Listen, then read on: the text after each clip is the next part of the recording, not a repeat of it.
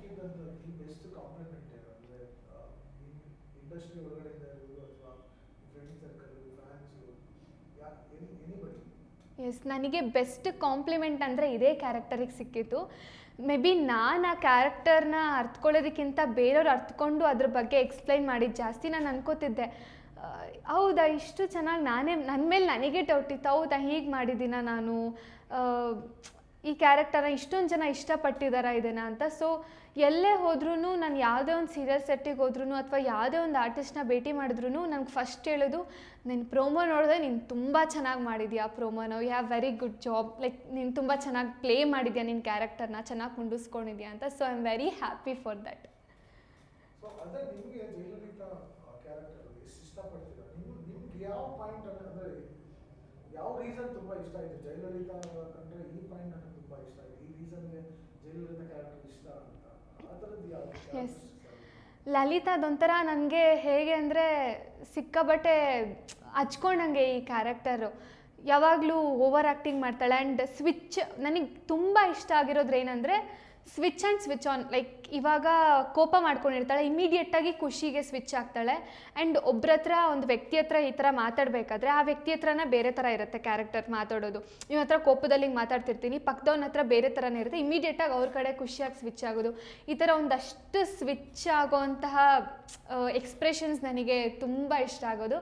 And ಅದೇ ಎಲ್ರಿಗೂ ಇಷ್ಟ ಆಗಿರೋದು ಕೂಡ. ಸೊ ಒಂಥರ ಇವಾಗ ಲಲಿತಾ ಇಲ್ಲ ಅಂದರೆ ಏನೋ ಒಂಥರ ನನಗೆ ಬೇಜಾರಾಗುತ್ತೆ, ಲಲಿತಾ ಒಳಗಡೆ ಹೋಗ್ಬಿಟ್ಟಿದ್ದೀನಿ ಅನ್ಸೋದು ಒಂದೊಂದು ಸರಿ. ಅಷ್ಟು ಖುಷಿ ಕೊಟ್ಟಿದೆ ನನಗೆ ಈ ಕ್ಯಾರೆಕ್ಟರ್.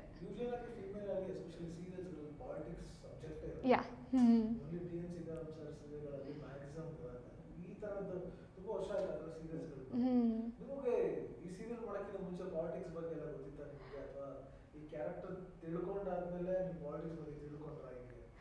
ನನಗೆ ಮುಂಚೆಯಿಂದನೂ ನಂಗೆ ಪಾಲಿಟಿಕ್ಸ್ ಬಗ್ಗೆ ಏನು ಗಂಧ ಗಾಳಿನೂ ಗೊತ್ತಿಲ್ಲ, ಪಾಲಿಟಿಕ್ಸ್ ಅಂದರೆ ಏನು ಅಂತ. ಆ್ಯಂಡ್ ಇದನ್ನು ಈ ಸೀರಿಯಲಲ್ಲೂ ಹಾಗೆ ಲಲಿತಂಗೆ ಏನೂ ಗೊತ್ತಿರಲ್ಲ ಪಾಲಿಟಿಕ್ಸ್ ಬಗ್ಗೆ. ಸುಮ್ಮನೆ ಓಕೆ ಅವಳು ಬಿ ಎ ಪಾಸ್ ಆಗಿರೋದು ಅಚಾನಕ್ಕಾಗಿ. ಸೊ ಅದರಲ್ಲೂ ಅಚಾನಕ್ಕಾಗಿ ಅವಳಿಗೆ ಪಾಲಿಟಿಕ್ಸ್ಗೆ ಎಂಟ್ರಿ ಕೊಡ್ತಾರೆ. ಅದರಲ್ಲೂ ಅವಳಿಗೆ ಏನೂ ಗೊತ್ತಿಲ್ಲ ಪಾಲಿಟಿಕ್ಸ್ ಬಗ್ಗೆ. ಅದರಲ್ಲೂ ತುಂಬ ಚೆನ್ನಾಗಿ ಎಂಜಾಯ್ ಮಾಡಬೇಕು. ಅವಳು ಏನು ಯೋಚನೆ ಮಾಡ್ತಾಳೆ ಅಂದರೆ ಹೀರೋಯಿನ್ ಆದಂಗೆ, ಲೈಕ್ ಪಾಲಿಟಿಕ್ಸ್ ಸಿಕ್ಕಿದ್ರೆ ಜನ ನನ್ನ ನೋಡ್ತಾರೆ, ಜನ ನನ್ನ ಗುರುತಿಸ್ತಾರೆ, ನಾನೇ ಹೀರೋಯಿನು, ಆ ಥರ ಥಿಂಕ್ ಮಾಡ್ತಾಳೆ.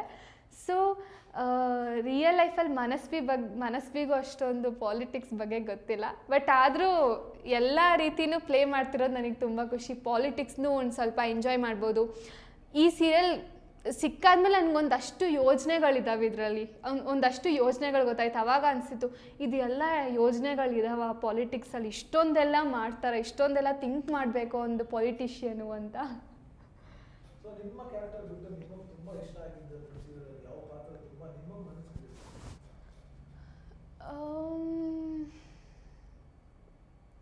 ಆ ಥರ ಎಸ್, ಒಂದು ಸುನಿಲ್ ಪುರಾಣಿಕ್ ಸರ್ದು ಇಷ್ಟ ಆಗುತ್ತೆ, ಲೈಕ್ ಅವ್ರ ಪೊಲಿಟಿಷಿಯನ್.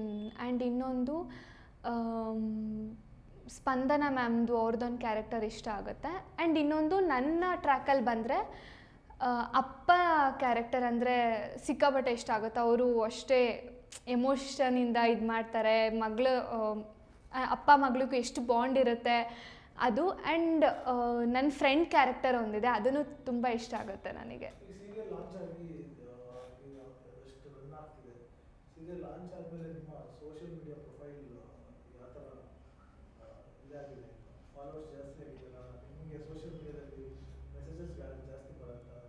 ಎಸ್, ಸೋಷಿಯಲ್ ಮೀಡಿಯಾದಲ್ಲೂ ಒಂದಷ್ಟು ಜನ ಹೇಳ್ತಿರ್ತಾರೆ ಜಯಲಲಿತಾ ಬಗ್ಗೆ.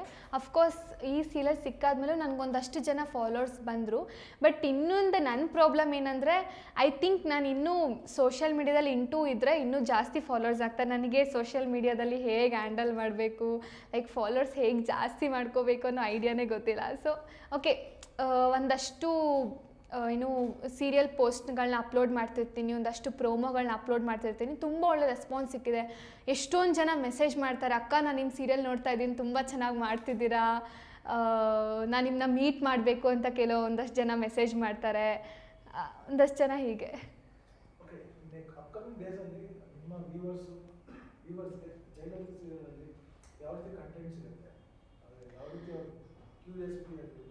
ಯಾ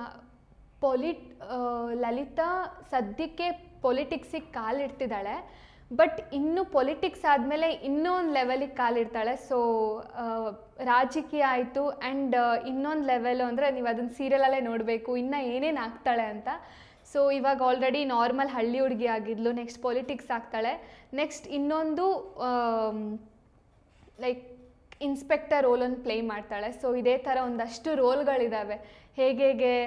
ಆ್ಯಂಡ್ ಮನೆಗೆ ಹೋದಾದ್ಮೇಲೆ ಇಷ್ಟು ದಿನ ಅತ್ತೆ ಸಿಕ್ಕಾಬಟ್ಟೆ ಇದು ಮಾಡ್ತಿದ್ರು, ಅತ್ತೆ ಜೋರಿದ್ರು, ಅತ್ತೆಗೆ ನಾನು ಕಂಡ್ರೇ ಆಗಲ್ಲ ಆ ಥರ ಎಲ್ಲ. ಮನೆಗೆ ಹೋದ್ಮೇಲೆ ಲಲಿತಾ ಅತ್ತೆನ ಹೇಗೆ ಎದುರಿಸ್ತಾಳೆ, ನಮ್ಮಿಬ್ಬರು ಬಾಂಧವ್ಯ ಹೇಗಿರುತ್ತೆ, ಮೋಸ್ಟ್ ಇಂಟ್ರೆಸ್ಟಿಂಗ್ ಅಂದರೆ ಅದೇ.